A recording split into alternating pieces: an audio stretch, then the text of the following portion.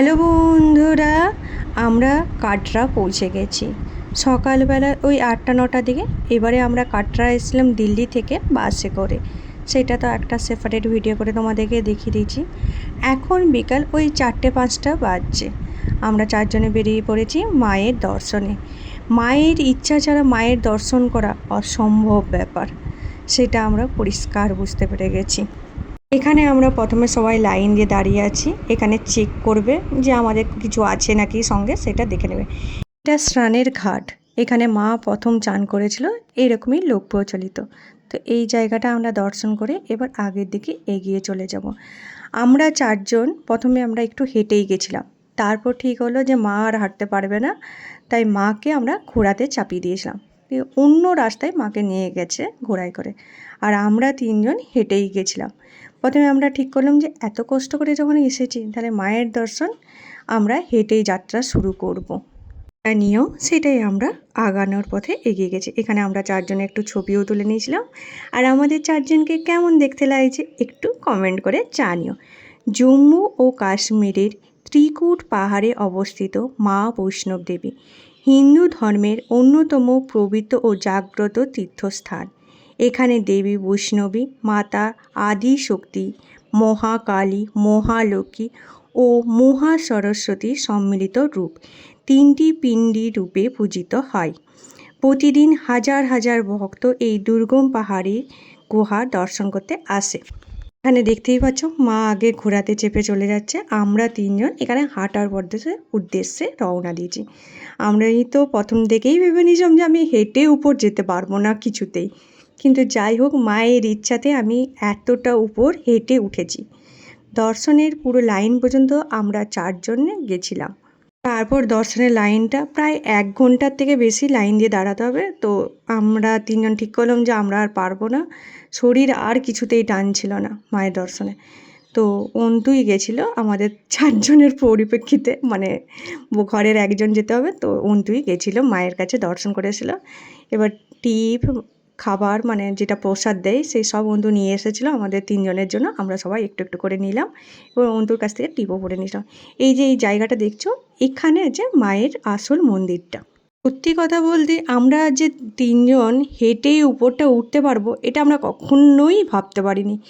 এতটা কষ্ট হয়েছে। কখন আমরা 4:30টায় বেরিয়েছি বলো, আর আমরা ওখানে পৌঁছেছি ওই 11টা, 11:30 বেজে গেছিলো।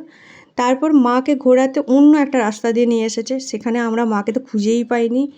একই জায়গায় মা বসে আছে, আমরা ওই জায়গাটা 4-5বার গেছি।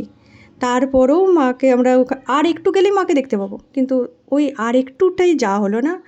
আর ওখানে আমরা 4-5বার এত ঘুরেছি, সবাই এত টেনশন হয়ে গেছিলো। তারপর এবার নিচে আসার সময় আমরা ঠিক করেছিলাম আমরা আর কেউ পারবো না। তো আমরা এরকম বেবি কেয়ার চেয়ারগুলো নিয়ে নিয়েছিলাম উপর থেকে নিচ পর্যন্ত আসার জন্য, মানে মিডিল পয়েন্টে। ওরা 7 কিলোমিটার নিয়ে এসেছিলো আমাদের এখানে। ওদের কথা ছিল যে 7 কিলোমিটার আনবে, কিন্তু ওরা ওই 5-6 কিলোমিটার নিয়ে আসার পরে বলছে আর এরপরে আমরা যাবো না, আপনারা হেঁটে যান। মানে ওখানে হচ্ছে যে যেমন পারে যাকে চুনা লাগাতে পারে সেরকম লাগাচ্ছে। মায়ের মন্দিরে এরকমভাবে ব্যবসা করছে, সেটা কিছু বলার নেই। আর আমরা তো মাকে বলছিলাম ছোটোবেলায় আমাদেরকে এরকম চাপাওনি, তাই বড় হয়ে আমরা এরকম জায়গায় একটা চেপে নিয়েছিলাম। কিন্তু ভোরবেলার দৃশ্যটা দারুণ সুন্দর লাগছিল আমাদের। তারপর আমরা অর্ধেকটা আসার পর ঘোড়ায় করে বাকিটা আমরা চলে এসেছিলাম। তাও ঘোড়া আমাদেরকে 2 কিলোমিটার উপরে আমাকে আর বাবাকে নামিয়ে দিয়েছে। মা আর অন্তুকে তবুও অনেকটা নামিয়েছে, অনেকটা বেশি। আমাকে আর বাবাকে তো 2 কিলোমিটার উপরেই নামিয়ে দিয়েছিল। যাই হোক ঘোড়াতে নেমেছি, আর ঘোড়াতে যখন উঠেছি আমরা সবাই ভয় পেয়ে গেছিলাম। বিশেষ করে আমি আর অন্তু তো এত ভয় পেয়েছি, আমরা শুধু মাকে দেখছি মা ঠিক আছে তো, মা ঠিক আছে মানে আমরাও পারবো, মানে মা আমাদেরকে সাহস দেখিয়েছে।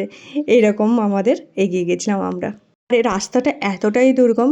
এরপর তোমরা যারা যাবে আগের থেকে ঠিক করবে, মানে যদি তোমরা 2 মাস আগে থেকে ঠিক করো, তাহলে হেলিকপ্টারের যদি যাওয়ার আশাটা করে নাও, তাহলে মাত্র 2 মিনিটে তোমাদের হচ্ছে মায়ের দর্শনও হয়ে যাবে। সব কিছু একটা আলাদা সেপারেট লাইন আছে। নাহলে তোমরা ঘোড়াও নিতে পারো নিচ থেকে, কিন্তু ওই 4-5 কিলোমিটার আগে তোমাদেরকে নামিয়ে দেবে, দিয়ে হাঁটতে হবে। আর এছাড়া তোমাদের গাড়ি আছে, ব্যাটারি চালিত গাড়ি আছে, সেই ব্যাটারি চালিত গাড়িতেও তোমরা যেতে পারো। তাও তোমাদের 7-8 কিলোমিটার যেতে হবে। 7-8 কিলোমিটারের পর ওই ব্যাটারি চালিত গাড়িগুলো তোমরা পাবে। এছাড়া পালকি যেটা আছে সেটাও খুব সোজা নয়, কিন্তু পালকিতেও তোমরা যেতে পারো। এই ছিল মায়ের মন্দিরের দর্শনের রাস্তার পথগুলো। এবার তোমরা কারা কারা মায়ের দর্শন করেছো ঝটপট কমেন্ট করে জানাও তো। আর তোমরা কি হেঁটেই আমাদের মতন উপরে উঠেছিলে, না আমাদের মতন অর্ধেকটা মানে যাওয়ার সময় হেঁটে উঠেছিলে, আসার সময় ঘোরাতে এসেছিলে, সেটা কমেন্ট করে জানাও। এখানে তো অন্তুকে দেখে এত হাসি পাচ্ছিল, অন্তুকে বলছি একটা ভালো করে পোজ দে, অন্তু বলছে পরে পরে যাবো, যেমন আছি সেরকমই একটা করে ছবি তুলে নে তুই আমার। মন্দিরের গর্ভগৃহে কোনো মূর্তি বা মানব নির্মিত কোনো প্রতিকৃতি নেই। এখানে 3টি প্রাকৃতিক শিলা আছে, যা যথাক্রমে মহাকালী, মহালক্ষ্মী ও মহা সরস্বতীর প্রতীক হিসেবে পরিচিত আছে। এই ছিল আমাদের বৈষ্ণব দেবীর যাত্রা উদ্দেশ্য। কেমন লাগলো ভিডিওটা তোমরা কমেন্ট করে জানাতে একদম ভুলো না।